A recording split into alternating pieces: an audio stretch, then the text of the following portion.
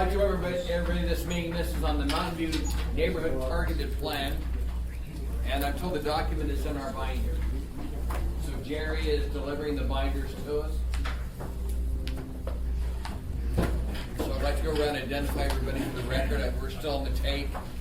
John, we'll start with you. Weddleton? State Training Assembly. Eric Cross, Assembly, and I was here for the last meeting.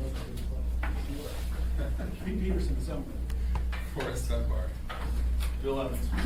Patrick Flynn, I wasn't here for the last meeting. Welcome to this work session. This work session deals with the Mountain View Plan. Who's presenting from the administration? Okay. We'll turn the time over. Do you want questions to ask while we're going through? You don't want us to wait till you're done? Maybe if you can wait till we're done. Okay. Thank you. Mr. Trainee? Yes, ma'am. Could you please have the administration members introduce themselves for the record? Okay. For the record, administration members, have you introduced yourself? Certainly. Well, I'm the only one from the administration here at the table, but John Cecil, Senior Planner with the Planning Department.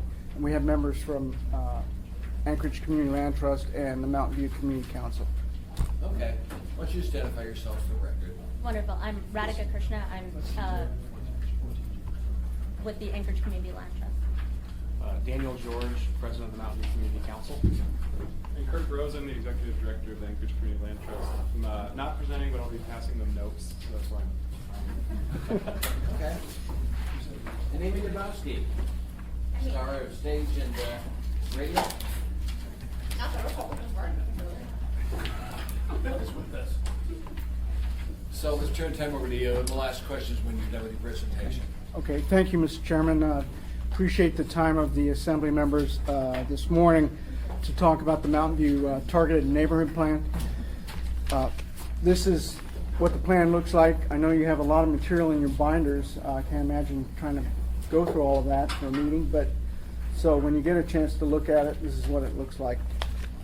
I just have a few key points that I'd like to cover for you in advance of the public hearing on Tuesday. Hold on 1 second. Let's figure out where the plan's at in our binders.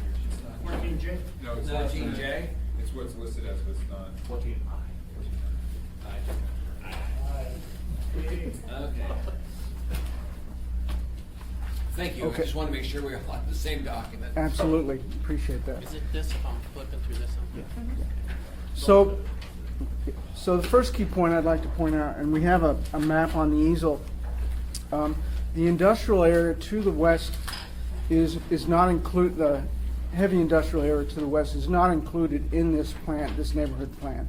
And the reason for that is the planning team from the Land Trust and the Community Council approached those industrial business owners and landowners to participate as part of the planning process, and they declined to do so.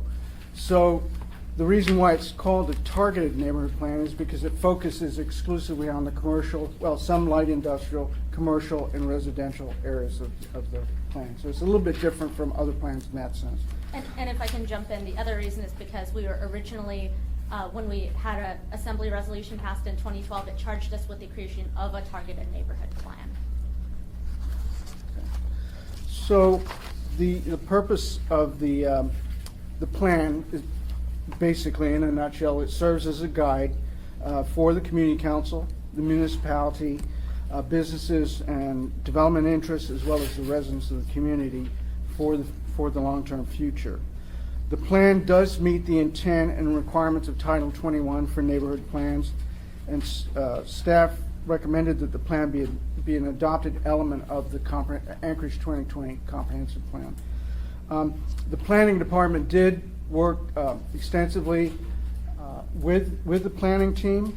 We provided assistance with GIS mapping and attendance at community public meetings, and also provided data that supported some of the plan elements. But of course, the heavy lifting was done by the planning team, and I applaud them for their work. On June 10th, the planning department met with the planning team to resolve any outstanding sort of questions that we had, any issues, and those are identified in the department recommendation within your staff report, which is part of the assembly packet. Those issues have been resolved. Then just Finally, there was a public hearing on June 13th by the Planning and Zoning Commission. About a dozen residents testified on behalf of the plan. They all unanimously urged its adoption. Planning and Zoning Commission had a few questions, but they liked the plan, and they are recommending to the Assembly that it be adopted and become an element of the comprehensive plan. And they unanimously recommended that adoption.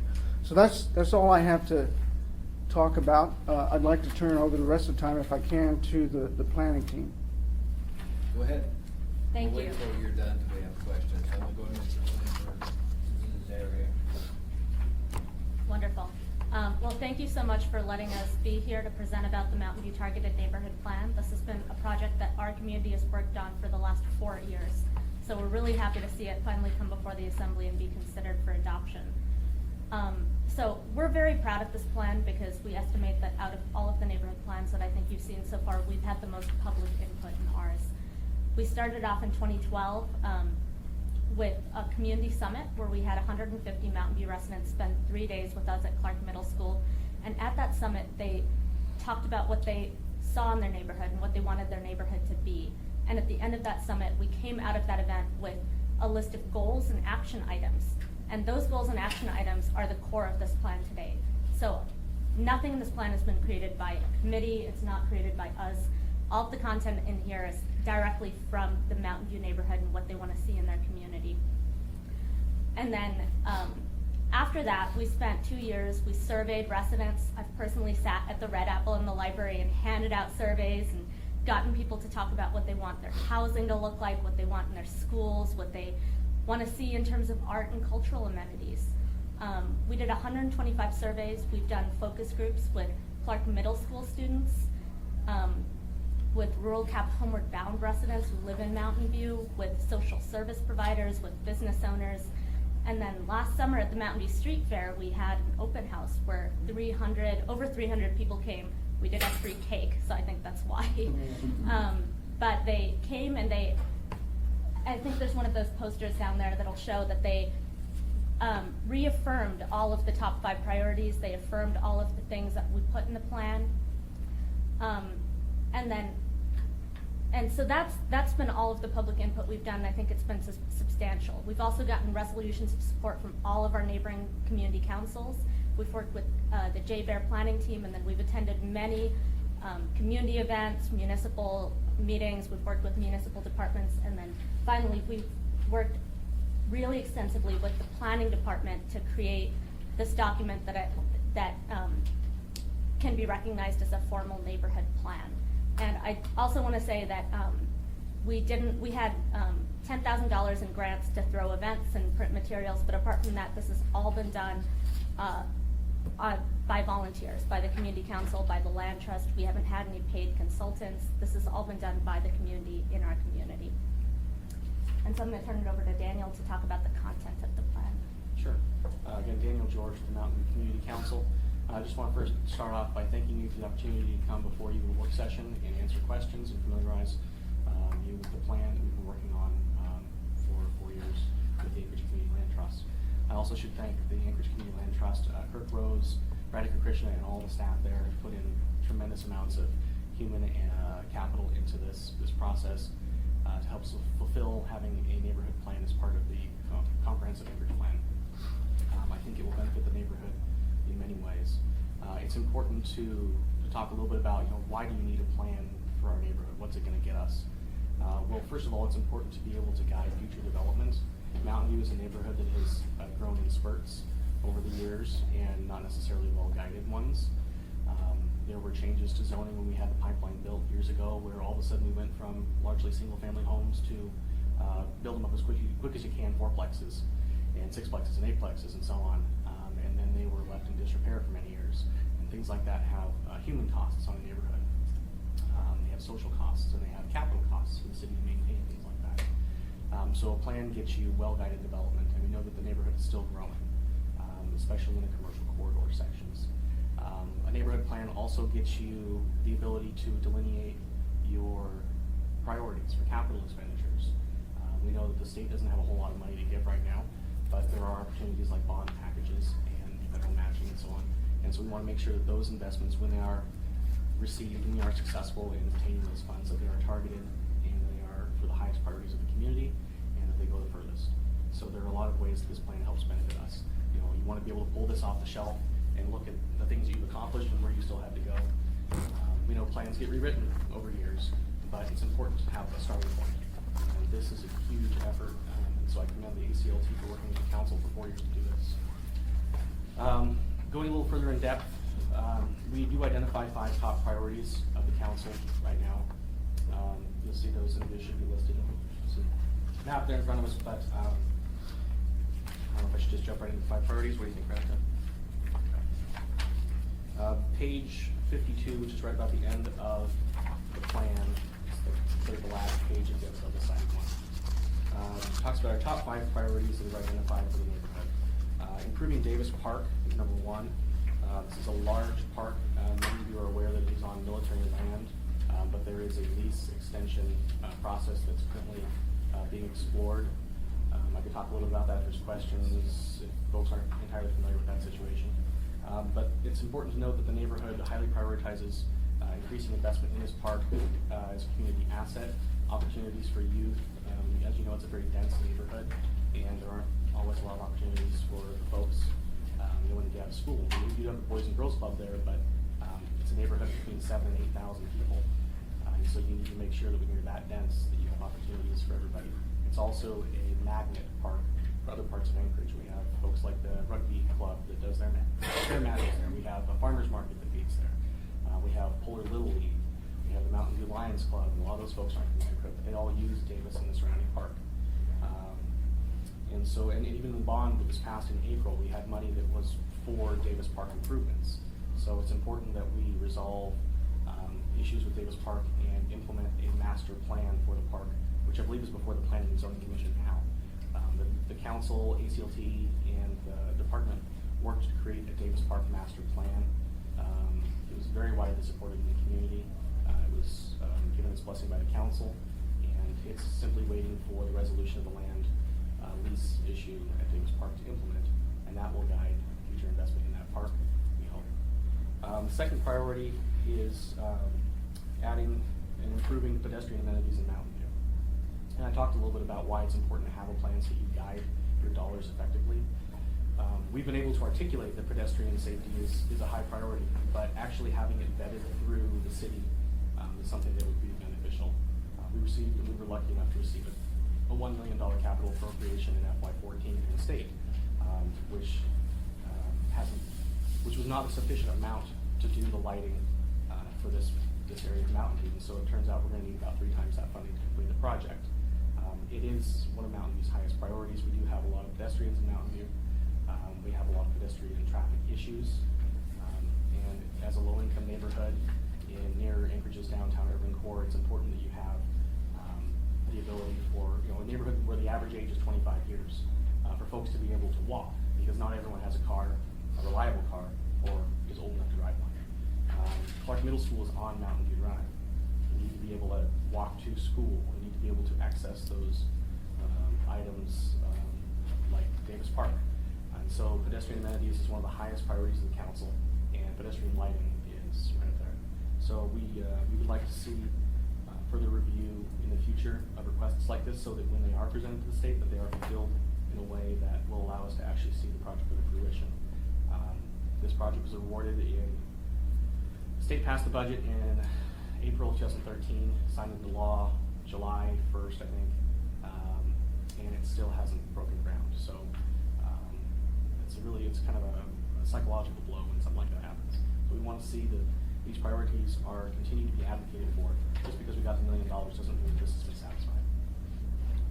Continuing on, bus routes. We request in the neighborhood, and I say we, because I speak on behalf of the council, but also the residents who spoke in favor of the plan would like to see additional bus service in Mountain View, particularly to employment centers.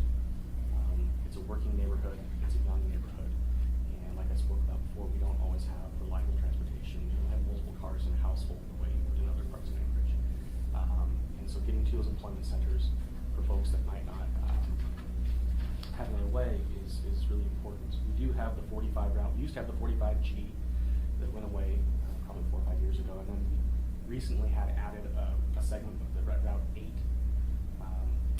which was welcomed great, and we can't take credit for the, we wish we were taking credit for the sunrise in the morning, but we've been pretty vocal hoping for additional bus service in Mountain View. We don't think we're fully there yet, but we feel that efforts like this contribute to providing adequate services for the folks that, honestly, the Route 45 is the most profitable route in the Hoover system. Why wouldn't it make sense to have another route there? Moving on to the third priority, that was the third priority, excuse me. The fourth priority, paving of the alleys in Mountain View.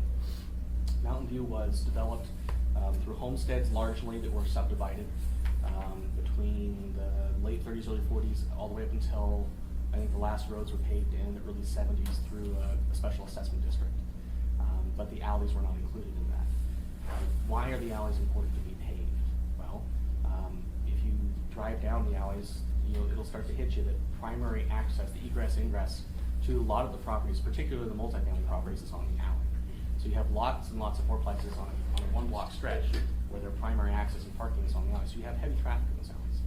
Additionally, paving the alleys could perhaps allow MLMP or others to do undergrounding in the neighborhood and partner with that project. We have a lot of overhead lines, and the accessibility issues in the alleys prevent SWS from collecting trash in the alleys in some cases. So for instance, I can think of a rural cap large property on Burgaw where they actually have to wheel a dumpster onto Burgaw and park a dumpster there on trash day and then wheel it back out into the side of the building.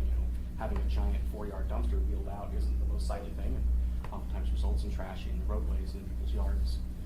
It's a sanitation issue, keeping the trash in the alleyways and collection in the alleyways. We're not talking about hand collection, we're talking about dumpsters and cans. And additionally, it would increase property values. It's requested by residents, and according to street maintenance, it would save a great deal of money.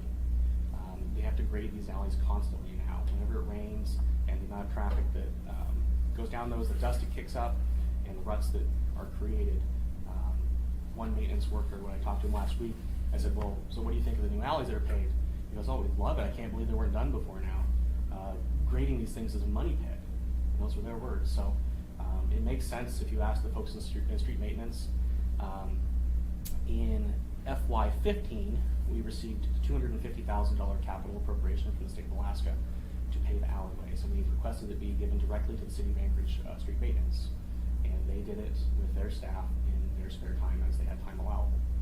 With $250,000, we were able to do between 10 and 12 alleys last year, and apparently they still have some money left over because they're doing 2 more this year with that money. So that's, you're looking at just under $20,000 an alleyway. I don't think they will all be that inexpensive to do. I think that some of them will require some right-of-way acquisition, and some of the property owners might not like the fact that they will have to give up the back part of it, what they think is their property. There's some people that have fenced off the alley and it just dead ends. But it would allow for greater accessibility for residents to get. I have plenty of folks I know that have gotten stuck in the alleyways in the spring. I had a tenant once who flooded her car when it was breakup time, trying to get out of the alleyway. So anyway, I can go on and on about that, but street maintenance, I think, has done a wonderful job implementing the paving project. And we've done the first block. I actually have a map, I don't know if we can pass around. This map on the front of our newsletter for last year shows which alleys were to be paved, and I believe they've all been paved now with the first grant from the state. We estimate that we're probably a quarter of the way through paving the alleys so far with resources we've been able to secure. We've got about 39 alley blocks left to pave. But it said of the 39, you've done 10. Is 39 the total or what's left? Yes, you're right, sorry. 39 is the total, so we've got about 29, 28 to do. And not every block has an alley that has been granted in the neighborhood. Not everyone will be appropriate to have one. There's higher density, as you see, there's R4 towards Commercial Drive, particularly on the west side of Burgaw. A lot of those blocks don't have alleyways in them, so it's not every single block that would need an alleyway. But Mountain View has substantially been developed to this point, and so you don't have that carrot and stick issue where you can say, well, you want to develop, you have to pay for an alley kind of thing. Those critical large dollar investments have been done largely until now, thanks to Cook County Housing Authority, federal Mahazda money, and other funds that they've been able to spend on the neighborhood to the tune of, I think, $200 to $250 million, I think was the figure I heard once, in all of the projects that they've built in Mountain View. It's a tremendous amount of investment, but at this point, you're looking at redevelopment and infill. And so you don't have the ability to incentivize new development to pave alleys or to provide for that. Residents in the neighborhood, it's tough to get the property owners to pony up the money to do this. There is a 30/70 project reimbursement for paving that would be available. However, that would require 70% to be borne by the property owners. And I think that the fact that most of the folks that live on those alleys are renters probably prevents you from having that level of buy-in that would make that possible. Then finally, encouraging redevelopment of blighted and vacant properties. We've seen a great amount of success in the last decade on this, thanks to efforts from the ACLT, Coconut Housing, NeighborWorks. I'm probably forgetting a couple of those folks. We've seen a lot of capital money expended in the neighborhood, and it has greatly benefited. We've seen a new Clark Middle School. We've seen new ball fields at Davis Park that are turf thanks to the state of Alaska. We've seen a lot of houses that were just dangerous, frankly, torn down, and new modern homes built to high development standards appropriate for working families with the character of the neighborhood in mind in their place. However, there will be future development, and we want to make sure that whoever comes along after this, hopefully the private sector, will continue with those high standards. With that, I think that's it to make priorities. Anything else? Yeah, no, that's it. What I want to emphasize about our plan, and I'm going to pass around a fact sheet, not to give you more paper, is that what we found in the public input process is that infrastructure and services are what's important to our residents. We do have a land use plan map in the back of our plan, but we think of this plan as being primarily a community development plan. So it's a little bit different from the neighborhood plans you've seen from before you already, but that's because in a neighborhood with 80% renters, Mountain View was single-family homes a long time ago. It's not going to be that for anytime soon. So we need to make the neighborhood we have, the infrastructure that we provide, work for the residents who live there now. And those are the priorities that we found through the public input process. Residents want bus service, they want good schools, they want a safe neighborhood. Those are the things that they want and that we've tried to communicate in this plan. Well, thank you very much. We'll now go to semi-members for questions. First, Davis Park. We get that from the feds. What's the cost of Davis Park? So Do we know? Because I understand the feds are going to be redoing their leasing format across the country to try and get a more substantial amount of money done. So I'll kind of start historically and move forward, because I've actually interacted with Senator Murkowski's office on this. In full disclosure, I worked for Lisa for 3 years. We had a set of 5-year renewable leases since I think it was 1973 or 78. The last one expired in 2008. They were $0 leases for the land in Davis Park. It's important to note that the parcels of Davis Park and the other surrounding military parcels are different leases. So for instance, Lions Park, which is adjacent, is a privately run park. They have a lease with J-Bear as well. That's a separate parcel. The snow dump lot across between the highway and Mountain View Drive there is a separate lease. Additionally, the area underneath Mountain View Elementary School, which was built in its current form in 1958, is on military land. So we built and then spent $12 million this year to renovate that school. It is on military land.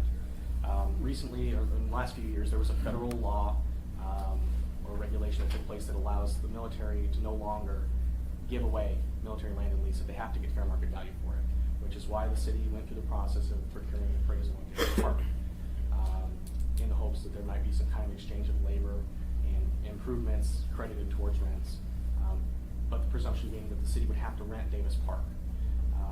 I was able to work with Mr. Bergerbest in Senator Murkowski's office to get an item put into the National Defense Authorization Act, which would allow for a $0 25-year lease for Davis Park. And for Lions Park. And for Lions Park. Specifically, it is in the National Defense Authorization Act, which is yet to be sent to the President. Because of the election, it probably won't be sent until after November 8th. But that is a pretty big congressional lift right there that we anticipate will be signed and sent to the meeting, obviously, as an item, so that you will be able to sign a 25-year lease. We explored having the land simply given to the city. We got a little bit of pushback, but not wanting to wade into the politics of all that or have it purchased by the city, we simply thought it was in the best interest of the neighborhood to to have this land remain a park. The military feels it's inappropriate for it to be developed for another use. It's in the accident potential zone for J-Bear, Flight on the plan. runway there, flight path. They don't want things like additional lights necessarily there. They don't want residences there. So they're happy with it being a park. The community desperately wants it to continue to be a park. And so hopefully, when the president signs that bill, the community will have the opportunity to do a 25-year $0 lease. I appreciate knowing that, because as we go to the voters for approval, community voters, they're gonna know, well, if we're gonna put money in this, how long do we keep it? Because I don't see the state giving us any funding anymore, they have their own problems.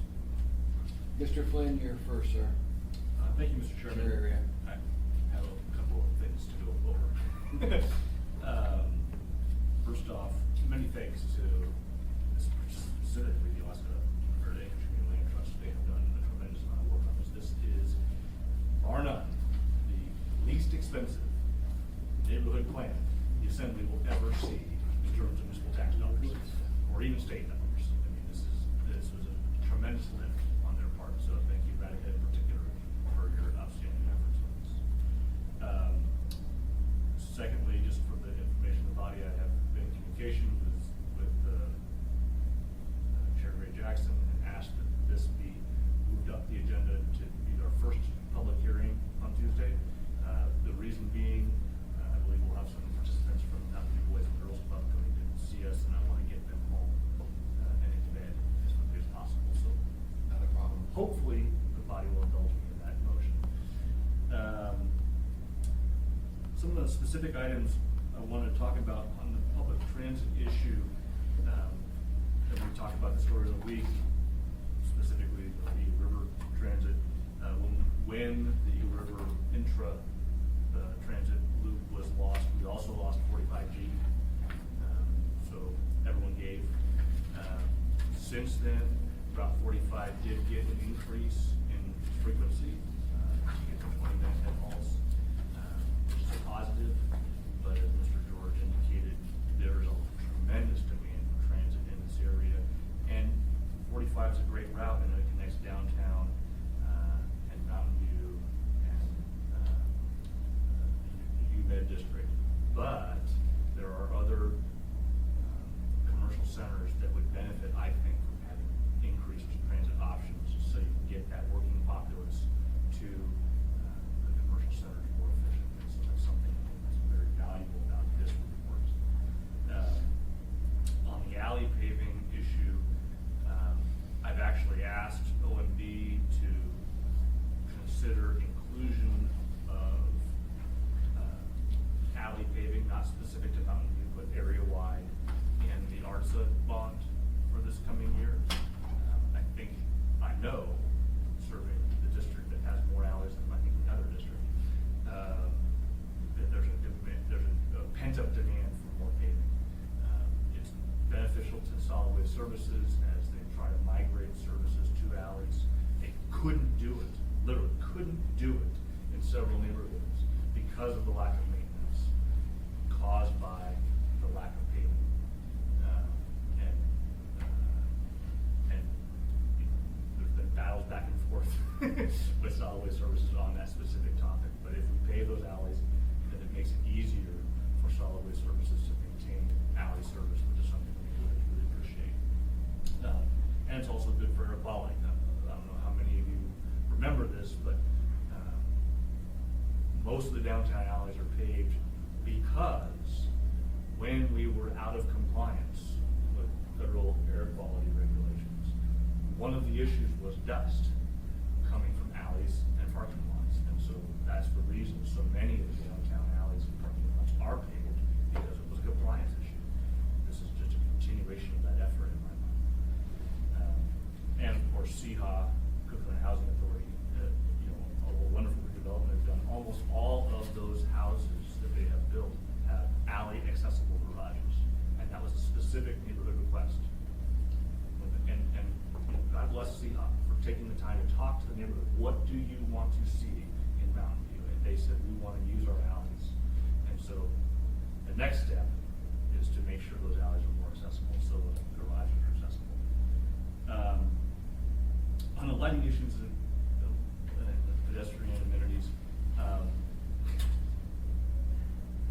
frustrated by that because I think we could have done a better job of deploying the dollars that have already been authorized.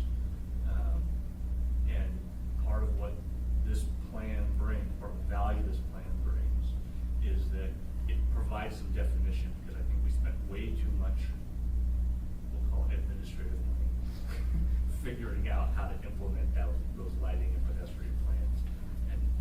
And now that excuse is gone with this plan.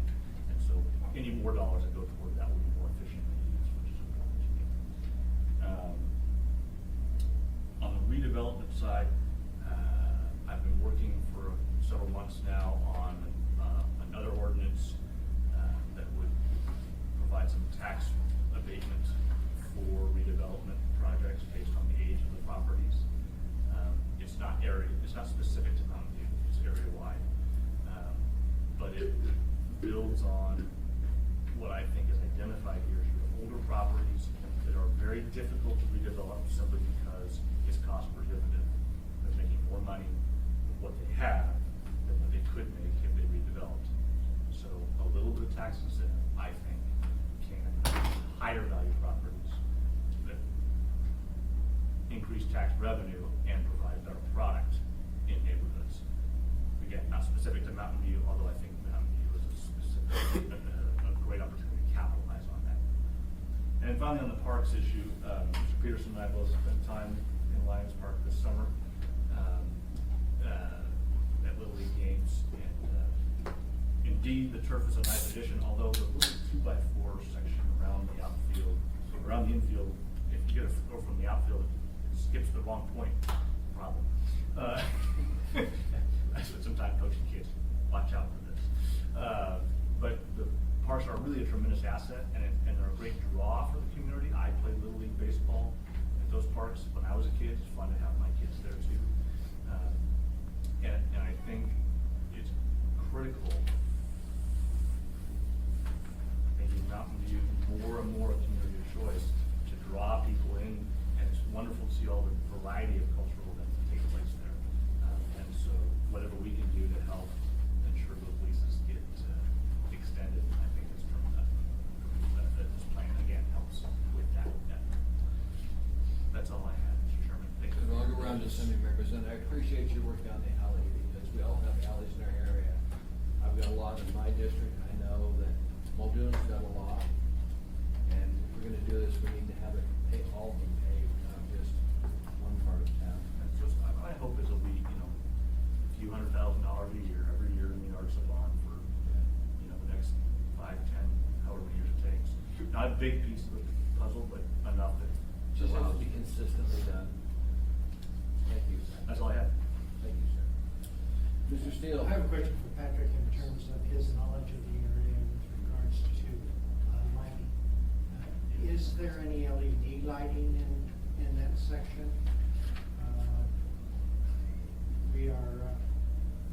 We're getting ready at the Enterprise Committee to discuss the LED program. And so it would be nice to know the status of the lighting. Mr. George, I want to jump in on that one. We recently had a presentation from MLNP, Community Council last month. Mark Johnson came and talked to us.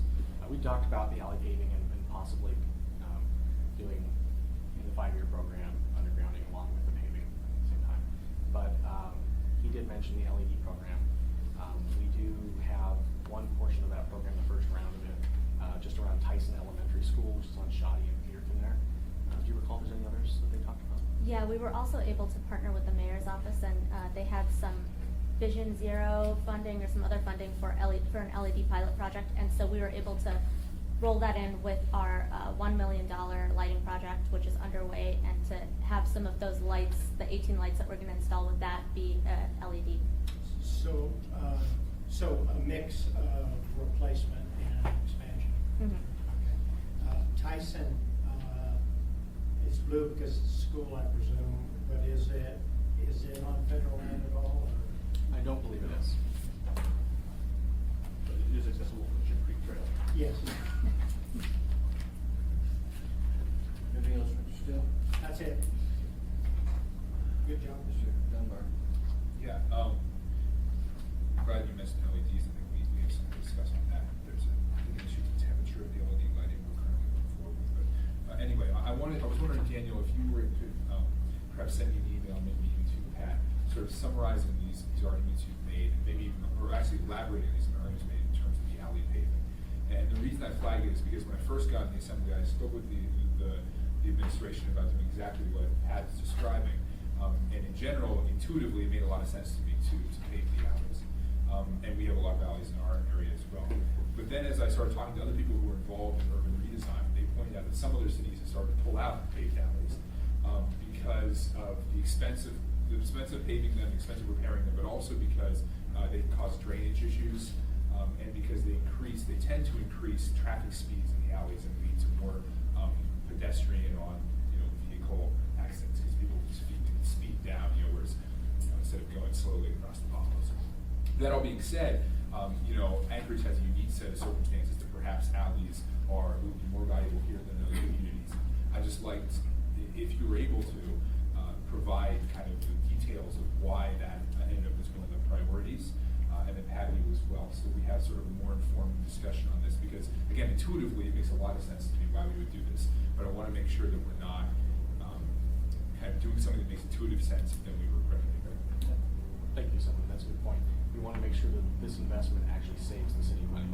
From all indications from Mr. Van and others, street maintenance, paving the alleys would save them a tremendous amount of money. They have to actually go through with large bulldozers and graders and grade every single alley, I would say at least 3 or 4 times a year in Mountain View. And that's basically a guy working full-time with a grader going through there. Additionally, there are water trucks that go up and down the alleyways and spray. They put something in the water, it's not just water. Not going to get that whole debate, but they have to put stuff on the alleys to keep the dust down. And so someone has to do that as well. There's an expense to that every year because there is so much traffic on those alleyways. Yes, you probably would have natural potholes, speed bumps in some of those alleyways, but not built to any kind of NHTSA standard. Sometimes they will take them off if you go over them wrong. But yeah, the speed is the one concern we've had expressed from residents on those alleys, and I think that everything we do to make sure they remain and they become safe and remain safe. We're certainly open to that idea. If you don't mind, I've asked Paul as well for more detail on why he wants to. I've talked to him sort of in person. He hasn't really given me a really detailed reason why he wants to pave the alleys. That would be very helpful. Do you have drainage issues in Mountain View?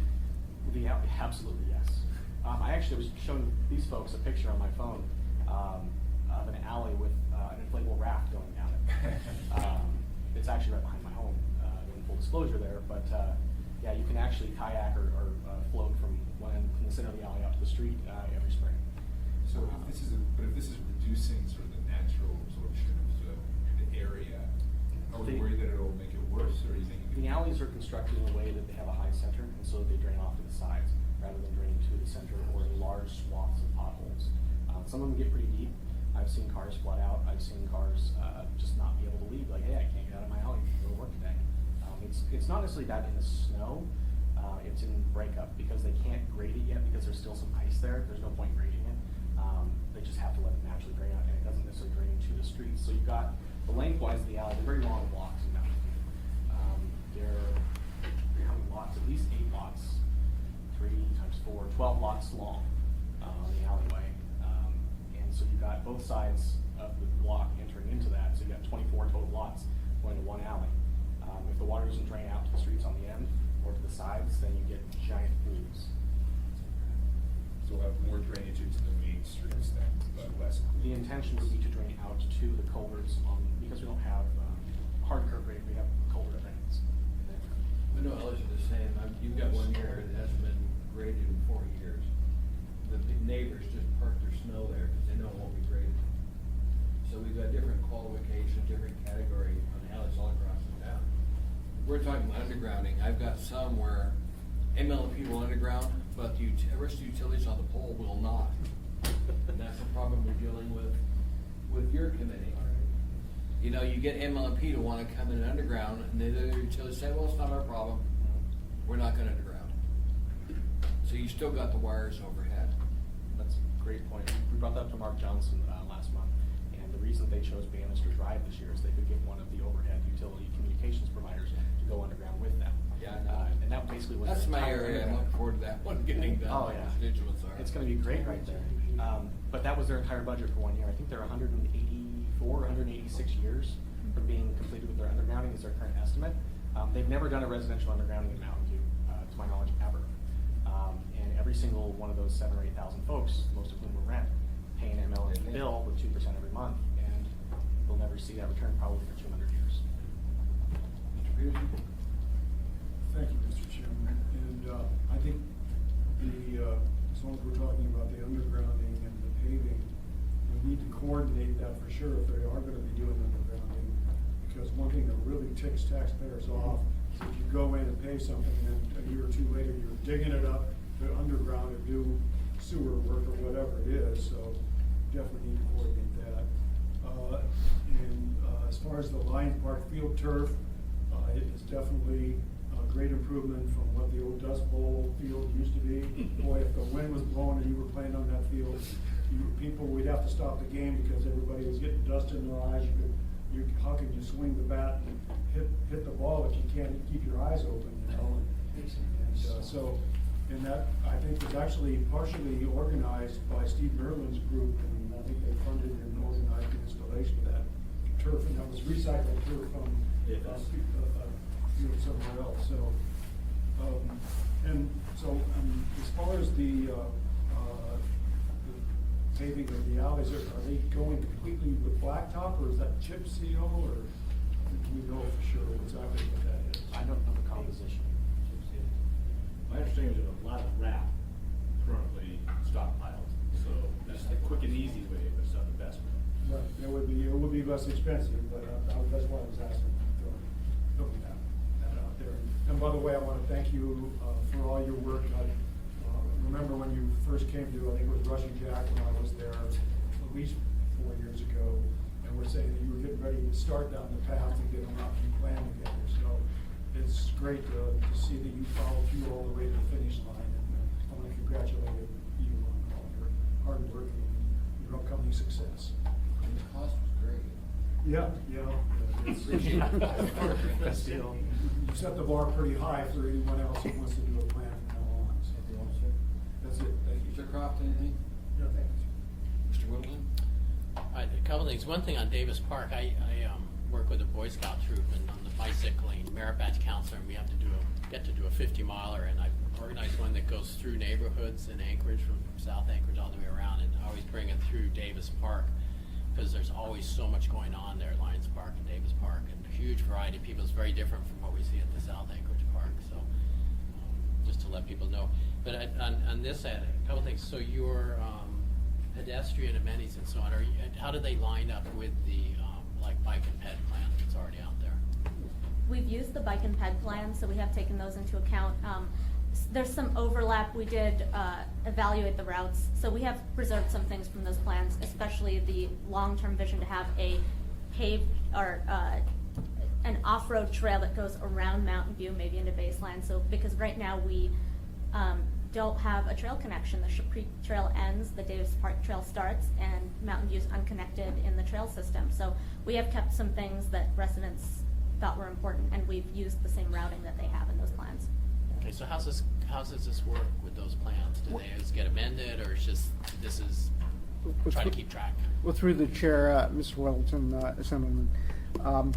So the PM&E, the multimodal person that is responsible for those plans did coordinate with the planning department, and they were given a copy of the plan. They provided feedback and some edits to the plan. So those, so those plans were coordinated with their plan. Okay, good. Yeah. That's fine. And then, are there any major rezones recommended in this plan? Yeah, I can take that one. So no, we've done some minor land use changes. One is, if you look at the land use plan map on page 55, the, the west side of Mountain View Drive, opposite Glen Square Mall, that was originally light industrial to bring it more in line with current use. We're seeing more commercial development there, especially with the growth of Glen Square. We made that part of the mixed-use corridor because we want to see more retail, commercial, to go along with what we're currently seeing around that area.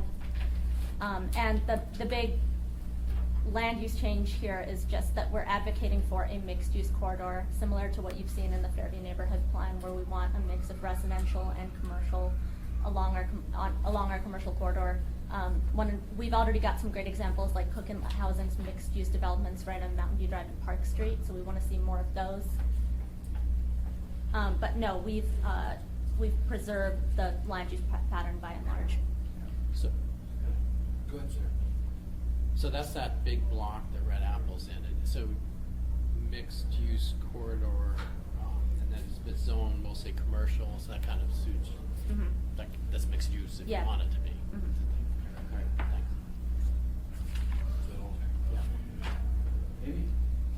I would just like to echo the sentiments of Mr. Peterson, but I want to say the high bar being set here, you're not going to hear me say this very often, is quality. It's, it's very impressive what you guys have done with the community engagement, with the level of detail. And really, I think, as I look at a plan, this is what I want to see. I see a vision for the future. And I see actually where your community wants to go. And I think you've given that, the plan gives that opportunity to make sure it's kind of structured as it goes there. I think you've done an incredible job. Any other questions for Assembly Member? Amen. Patrick, anything else, sir? No. Appreciate, again, the board's consideration of taking this up first thing at 6 o'clock on Tuesday, and, I'd be happy to support that. so right, we get all the kids home on Tuesday. All right, that's all, Mr. Chairman. Far too often Mountain View is left behind, and it shouldn't be left behind. Look at the densities, what is in Mountain View? We wouldn't put that anyplace else, and we just adding more and higher density. It doesn't work well for people trying to live there. So we'll see what we can do, they should help. Yes, Mr. Staley? It's a good model for planners to take a look at what you've done here in terms of tying it all together. And, it's a great community from a planning point of view. So good job. You can go to anchoragepress.com and do the press picks and pick the hippest neighborhood in Anchorage. I put that one. Thank you very much for this, and getting the neighborhood involved, and it was great to hear how many people you had show up. Thank you. Thank you. This work session is over with.